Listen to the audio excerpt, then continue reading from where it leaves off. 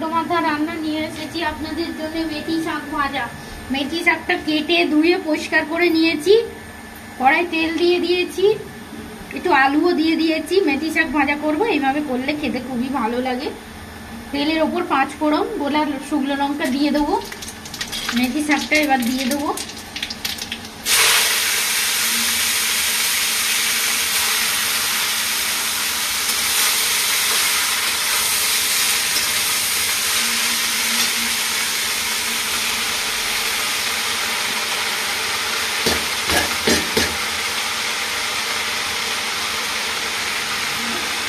নুন দিয়ে দেবো,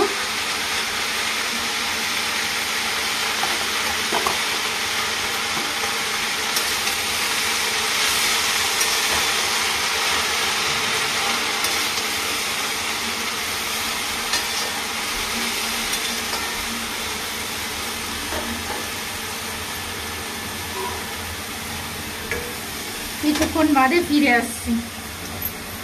নমস্কার বন্ধু, কিছুক্ষণ বাদে ফিরে এলাম। শাক ভাজাটা হয়ে গেছে, মাঝখানে একটু নাড়িয়ে দিয়েছিলাম, কাঁচা লঙ্কা দিয়ে দিয়েছি।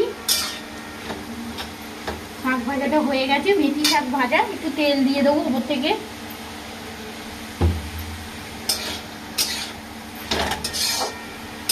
আমার রান্নাটা যদি ভালো লেগে থাকে লাইক করবে, সাবস্ক্রাইব শেয়ার করবে। আজকের মতো বিদায় নিচ্ছি।